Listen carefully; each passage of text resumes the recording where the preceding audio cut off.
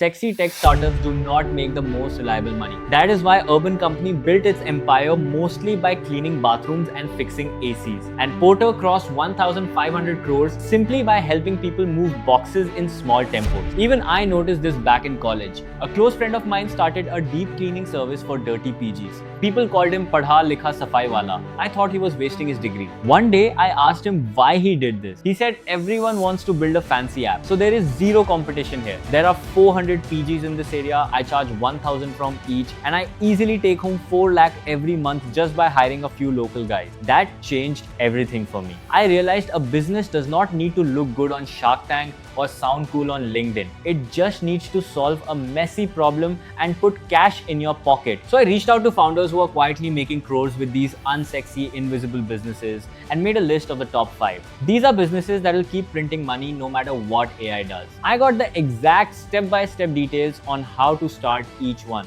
And if you're completely broke right now, the last one has massive government backing and requires almost zero investment. Stay till the end. Number 5, solar panel cleaning. Look at any apartment society, school or factory rooftop near you covered in solar panels. People spent lakhs getting them installed. But nobody thought about what happens 6 months later when dust and pollution coat every panel, quietly cutting their electricity production by up to 20%. The owner is losing money and does not even know why. Just Dial published data showing that searches for solar panel cleaning doubled across India in just 3 months. The demand is massive and nobody is filling it. You can start with just 30,000 rupees, buy a water-fed cleaning kit and basic safety gear. Walk into a housing society, ask to clean a few panels for free and show them the before and after on their electricity meter. That is your entire sales pitch. Charge 200 rupees per panel. A society with 50 panels pays you 10,000 a month. Get just 15 societies and you are making 1.5 lakh monthly recurring income. Once you log them in, you hire a small team to clean while you just focus on finding more buildings. But there is a limitation. Your team still has to physically travel to every roof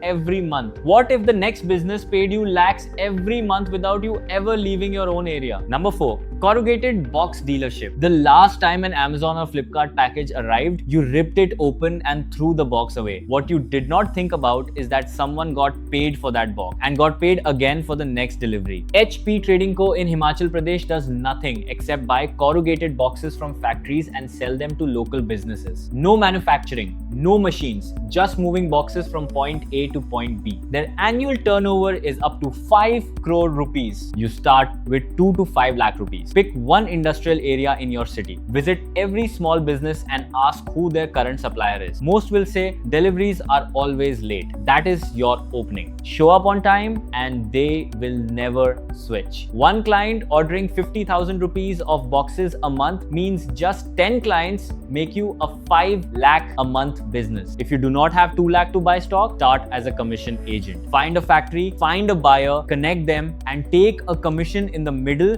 without buying a single box yourself. Zero glamour, zero competition, but you are still dealing with factories and warehouses. What if the next business made money by tapping into an asset that exists in almost every single home in India? Number 3, Tiffin and Dabba logistics. Every working person in a new city knows this feeling. It is 1 p.m. You are at your desk. You cannot afford Swiggy every day and you are craving actual home-cooked food. That exact feeling is a massive business. Mumbai's Dabbawalas turned that simple problem into an 80 crore rupee operation. No app, no funding, just extreme reliability. Here is how you do it without cooking a single meal. Find 10 homemakers in your locality who make great food but have no way to sell it. Then find the bachelor IT workers and bank employees nearby. You just connect them. You pick up the tiffin from the auntie and deliver it to the techie. If you charge 3,000 a month for the tiffin, you give 2,000 to the cook and keep 1,000 for your delivery network. Get 100 customers in one neighborhood and that is 1 lakh a month. Your only job is managing the WhatsApp group and making sure deliveries are on time.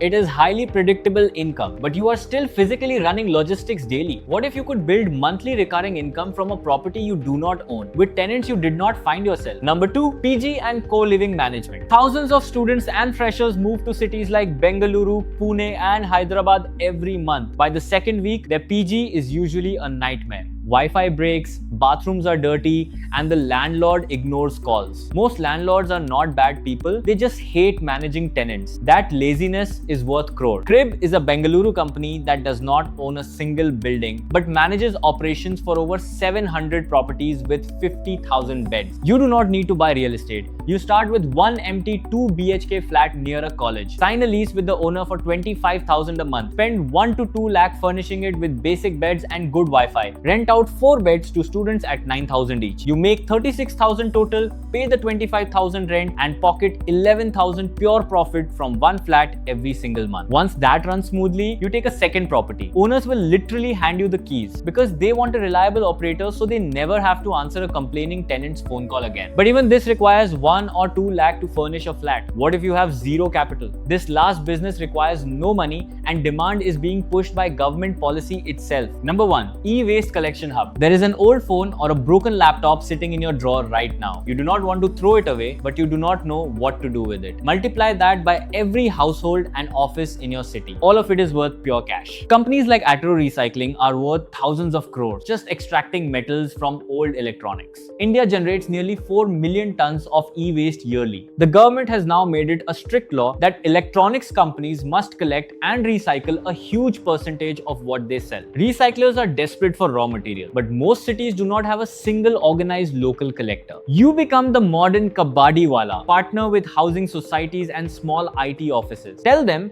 you will safely clear out their dead electronics for free. You collect it, sort it into basics like circuit boards, plastics and batteries, and sell it directly to authorized recyclers who pay a premium for pre-sorted waste. You need zero money to start. You are just acting as a broker between the societies who want to clear space and the massive recycling plants that need the metal. As government rules get tighter, your value as a local collector keeps going up. When I researched this video, I expected the best ideas to be flashy startup. Instead, I found that the biggest opportunities are hiding in plain sight. They just look too ordinary for most people to notice. Tell me in the comments, which of these 5 businesses surprised you the most? And if you had to start one tomorrow, which one would you actually choose?